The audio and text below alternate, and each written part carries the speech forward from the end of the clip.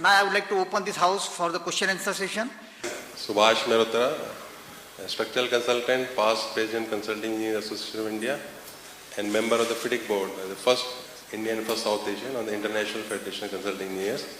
My question is to Mr. Dharmesh as well as Mr. Mayank Gandhi. The question is, in Mumbai, in the existing development, a large number of buildings, residential, they have huge cantilever, 2 meter, 2.5, 3.5. They are shown as garden. You fill it up, then you shift your glass in the room, drying room, etc. Have you taken the study? What percentage the current development is taking care? If not, then please do it and increase your FSI. When you are talking to the government authorities, increase the FSI so that nowhere in the country except in Mumbai this is done. If cantilever allowed is 1.2, 1.5, they are used as balcony, not as a room. Because during an earthquake, so far Mumbai is lucky, we have not had any earthquake, but probably in the future we may have to face it. In Delhi, Gujarat, due to Gujarat earth, all these cantilever they deflected and there are huge cracks. So my question and the request to both of you, you study, ask for increase in FSI and follow the rules. Thank you. I would fully concur with you that probably we need to, instead of taking it as an incentive and a bonus incentive and you clearly need to either inbuild that changes within the DCR, and there has to be uniformity of policy. So one person is able to do it, second person is not able to do it. So we've been talking as an association with the corporation that you need to standardize this. As you rightly said, increase FAR, because ultimately the crunch is FAR. People are wanting bigger houses and which are not available, and then you come up with innovations. It is unhealthy, I fully agree with you, and we need to somewhere, work and liaise with the government on inbuilding this as part of the FAR and not as cantilevers and these fancy structures.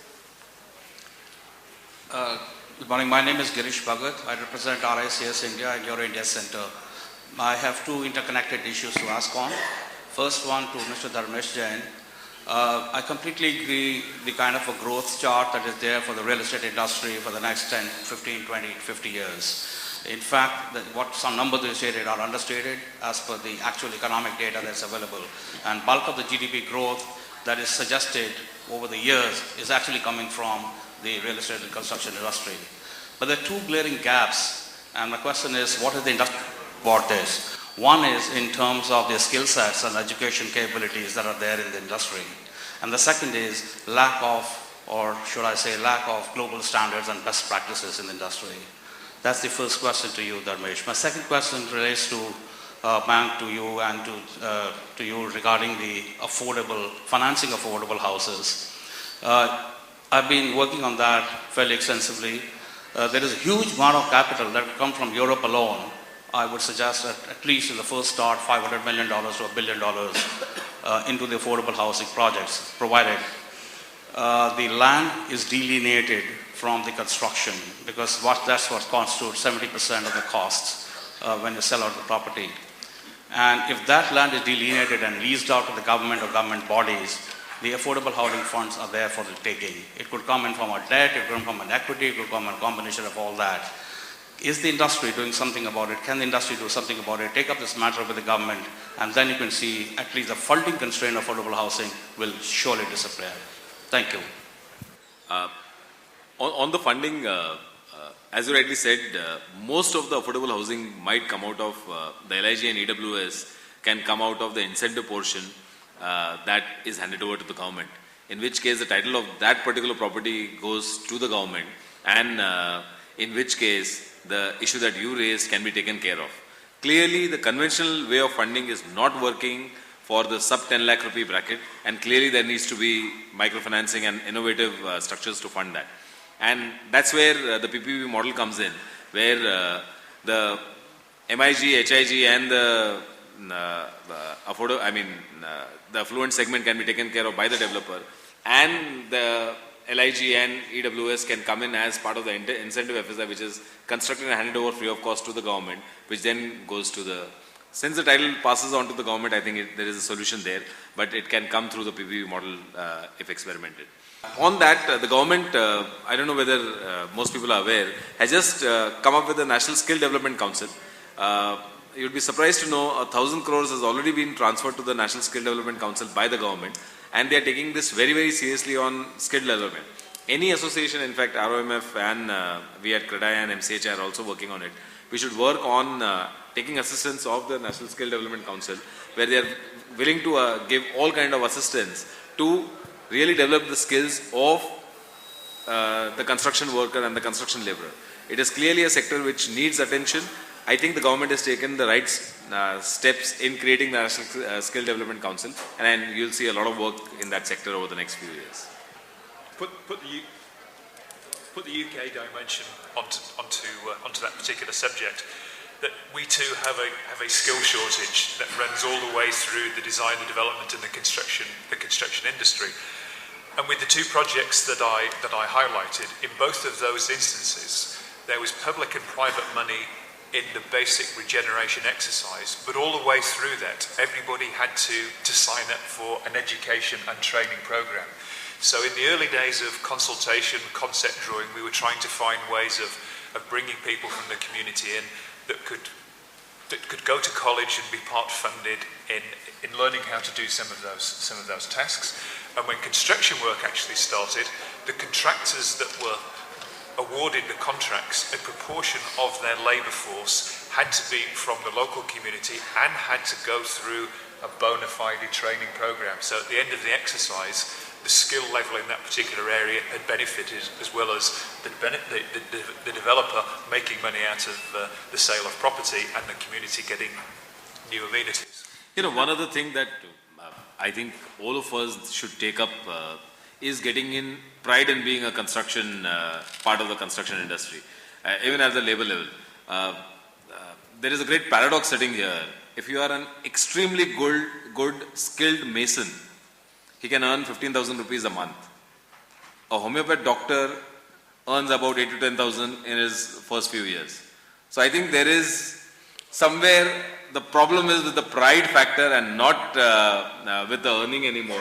And as a community, we need to create that pride in being part of the construction industry. Sorry. Yeah. I think we are getting late for lunch, but one question which I would like to put to the august dais, anyone can take it up.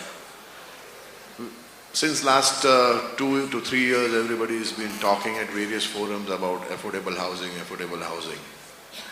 But is MCHI or CREDAI or whatever organizations are, FICCI, CII, talking to the government about standardization of the buildings for affordable housing, number one. Number two, standardization of the specifications. And number three, performance warranties, because today any affordable housing or a weaker section who is buying property is putting his 10 to 15 years, you can say, life into debts. So it has been seen in particular number of cases. What are the quality performance warranties which the developer or the government organization would be giving? And any specific definition has been put to this say, what do you mean by affordable housing? Because affordable housing will be a relative term, but anything has been done on those issues. By the way, I forgot to introduce myself. I am Anil Parekh from Godavari Paints Private Limited. We protect what you create. Because all tenants are to be rehabilitated. So no question as such, because they are, but Dharmesh will be able to tell in a better manner. Clearly, there is a serious amount of movement that is happening across the country on affordable housing. The Honorable Minister for Housing right now, Kumari Shailaja, has been taking serious interest. We've had a series of interactions with her. The model that is being evolved is they've identified about 20 to 30 locations across the country, cities across the country, where they feel they want to do the initial push on affordable housing. The definition is very clear. Probably anything which is from 5 lakhs to 25 lakh rupees is categorized as affordable housing. As you rightly said, the key input there should be that it has to be affordable but not necessarily a compromise on quality. So it is critical, and that can only happen with volumes. So as CREDA and as MCHR, what we have been deliberating continuously with the ministry and with the state government is that it's critical that in affordable housing, till you don't have volumes, you'll not be able to create quality. So it is, I think most construction companies across the country have geared up themselves to do volumes. I think it is a question of sitting together with the government. But I can tell you one thing, over the next 12 months, you'll see substantial push on affordable housing at all levels, right from the center to the state and from the developers, and you'll see a lot of movement in this sector.